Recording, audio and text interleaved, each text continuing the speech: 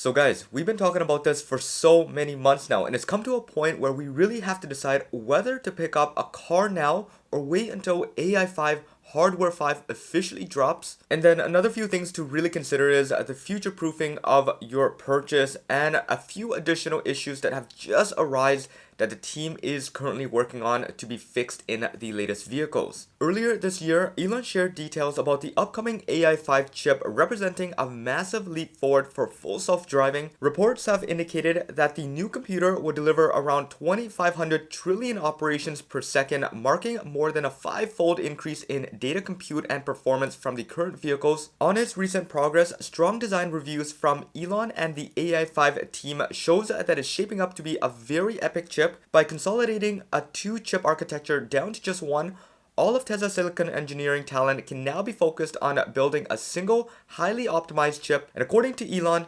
AI5 will likely be the best inference chip available for models under 250 billion parameters, delivering the lowest cost silicon and best performance per wattage. During the All-In Summit podcast, information surfaced revealing even more details about what's to arrive with Tesla's next generation full self-driving computer.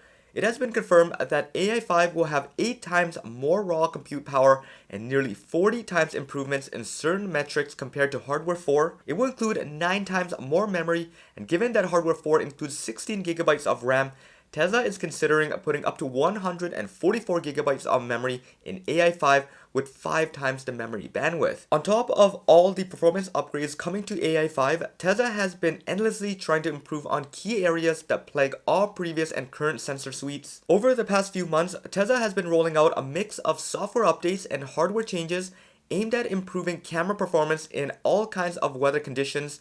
In the latest software build, Tesla has placed an even stronger focus on ensuring that the camera remains clear and functional even in situations where dirt, water, and debris could obstruct visibility. Traditionally, if a camera becomes blocked, Tesla would simply display a small message on screen noting that one or more cameras were impaired, but offers no guidance on how to resolve the issue. Now, Tesla has introduced a more robust notification system directly in the user interface. This system not only alerts driver when a camera is blocked or dirty, but also provides instructions on how to fix it. Drivers still receive an alert when the camera is obstructed, but the update notifications are much more clear, offers a step-by-step guidance on how to restore visibility.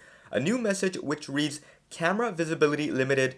Clean all dirt and debris from camera." And by tapping onto this button, drivers are taken to a new camera status display, which highlights exactly which cameras are affected and offers practical advice on how to improve their performance. Alright, so that was just a little recall of what Tesla has been doing with the current system, what they have been pushing out to temporarily fix or alleviate some of the full self-driving issues that we've all been encountering.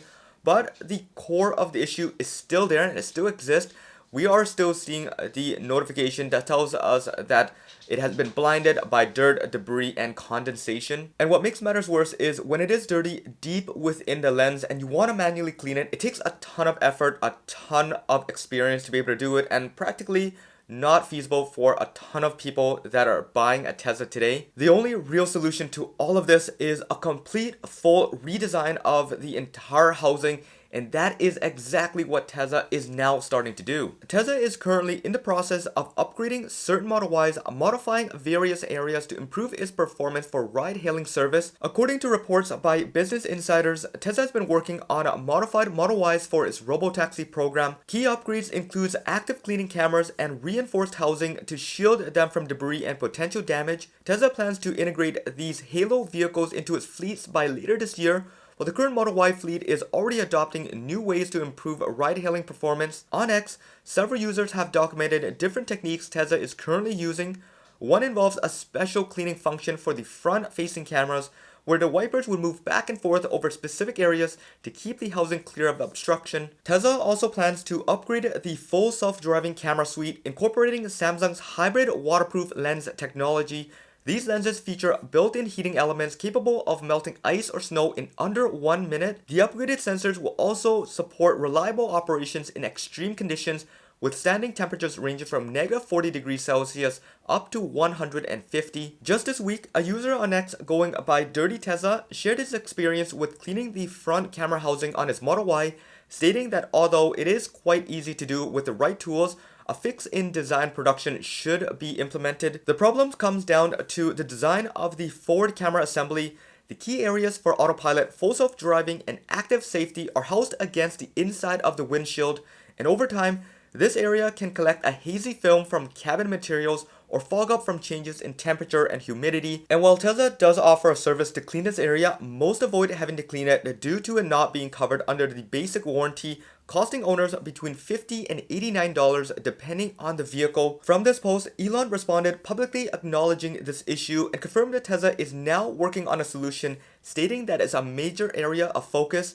And by calling it a major area of focus, Tesla is signaling that it is an active issue that the team is working on, and it likely means that the forward camera housing will be redesigned in future models. Core fixes will probably come for newer vehicles as they transition to AI5, but in the meantime, a redesigned housing that doesn't require special tools to open will make it cleaning much simpler and more cost-effective for owners. So there we have it, guys. The core issue that most of us have been concerned about has finally reached the higher up in the chain and now is going to be resolved, especially getting the notification and the attention by Elon himself. Simply by acknowledging that this is a real issue that many owners are facing on a daily basis, this is enough for us to know that they do really care and they are getting ready to push out this massive redesign to the front camera housing and possibly even the rest of the camera suites around the car. Now, I would say that all of this happening around the AI5 hardware 5 transition makes a ton of sense.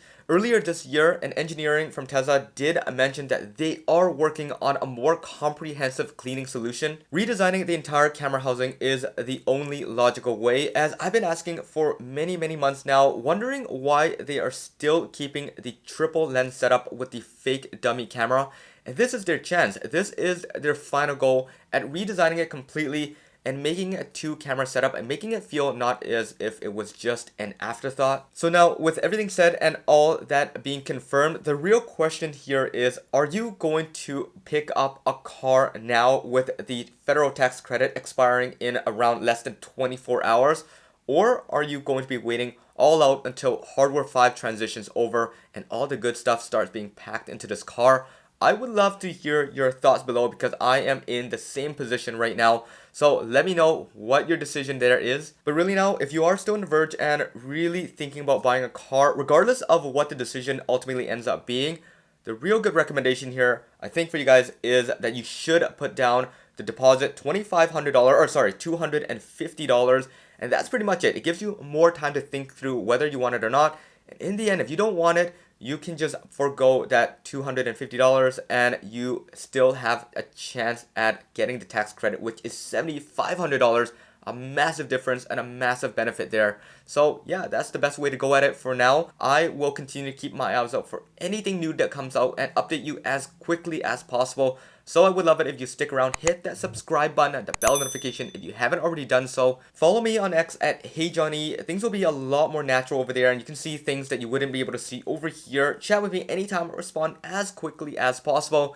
Anyways, this should be it for this one. I hope you enjoyed it. This is John once again. Peace out.